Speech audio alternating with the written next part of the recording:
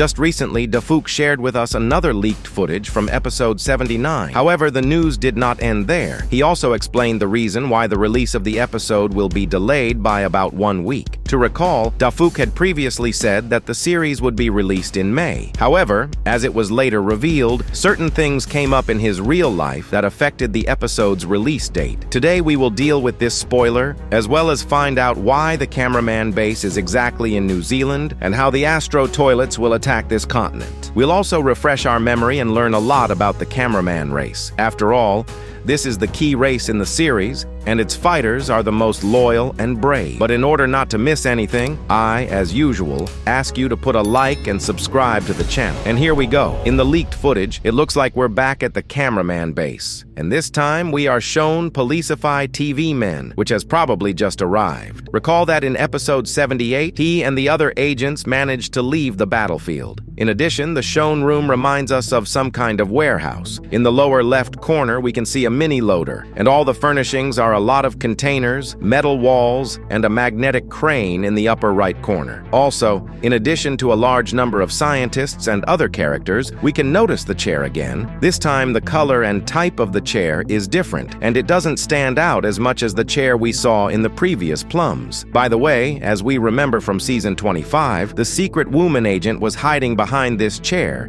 that is shown in the footage. So, it is possible that she is once again setting up some sort of surveillance of agents, perhaps singling out the smartest and most important fighter from among them. After all, from the same 25th season, we learned that she somehow moves their consciousness, apparently on the secret agent's computer. But it also can't be ruled out that it's not her at all, but the secret agent himself who is watching them. This is the second chair that Dafouk has shown us, and it's worth noting that similar chairs started appearing after the Plungerman detective became suspicious, and the scientists are trying to bring Plungerman back to life and get into his mind. So it's entirely possible that we'll still see a lot of the secret agent's assistants getting in the way of the detective and the scientist cameraman bringing Plungerman back to consciousness. I think the secret agent already had enough of one of his assistants. Namely, Lucky Cameraman had already been caught, so he was sent for interrogation where he had to reveal the secret agent's face. And as I think, the second time the secret agent will not have much desire to reveal his identity, so now his assistants should be more careful. And in general, if we talk about the situation with the detective, Lucky, and the secret agent, I will remind you that it's all part of the secret agent's plan, and so far everything is going according to his plan, because not for nothing, the secret agent allowed the detective to see the secret recording and his face. Basically, the spoiler once again proved that episode 79 will predominantly focus on the cameraman base. That's where the main action will apparently unfold, and we'll be shown a lot of secrets, including Plungerman's statue and other interesting details. And given that we've been seeing more and more cameraman scientists lately, it's possible that they're working on creating their own half-titan. Or even more interestingly, they could be the ones who could be introducing their technology to the Skibidi Mafia, since this mobster, who has already become a half-titan, could be the result of their experiments. Now let's remember the cameraman race. This race, in fact, is the very first and key in the entire history of the series, because it was she who appeared in the very first episodes.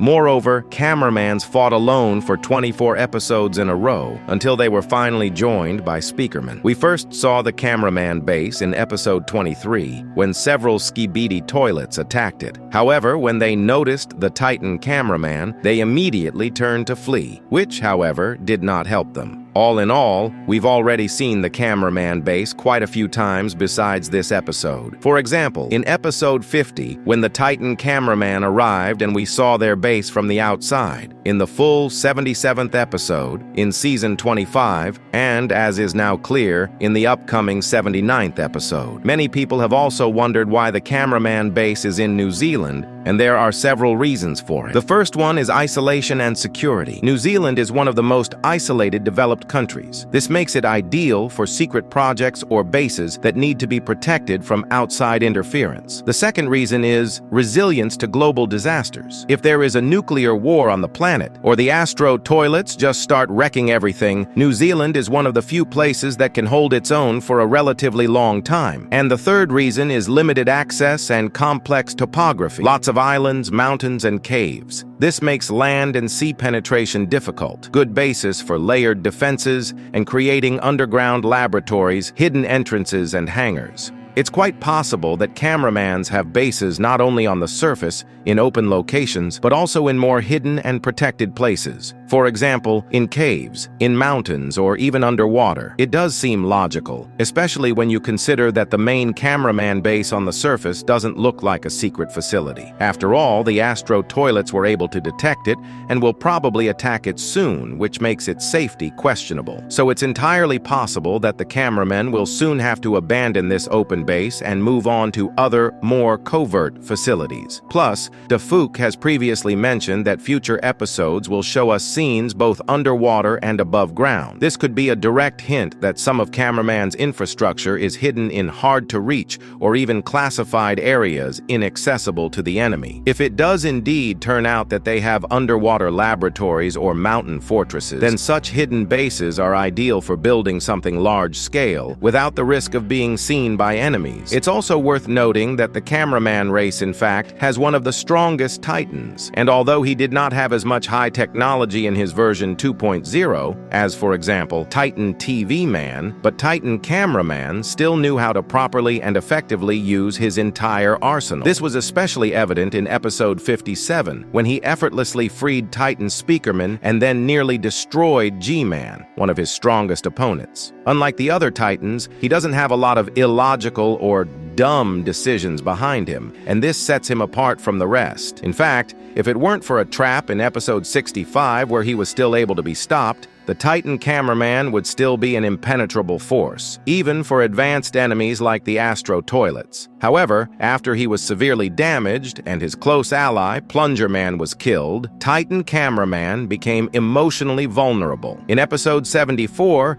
he no longer acted with a clear strategy as he used to. Instead, he began literally sacrificing himself to save the other Titans, indicating a deep crisis within the character. Looking back at Cameraman's technology, by far the most prominent of them all was the anti-parasite cannon. After the agents were massively infected, this gun was the only thing that helped to keep the war going. But to create anti-parasitic tanks or vehicles was useless. Tanks are too vulnerable, and machines essentially work the same way as cannons, but require much more resources. The biggest difference between this race and others is that they almost never retreat. It doesn't matter to them if they have a Titan, if they have reinforcements, and so on. They still engage and fight almost to the end. Unlike other races, they don't avoid battles. For example, the TV men very rarely engage in combat, and the Speaker Man are constantly missing from the plot altogether. Another thing that many people like Cameramans for is their kindness and positive attitude. Perhaps this is why many people liked Plunger Man so much, not only for his bravery, but also for his charisma and noble deeds, for which he was erected a monument. If we compare races by level of technology,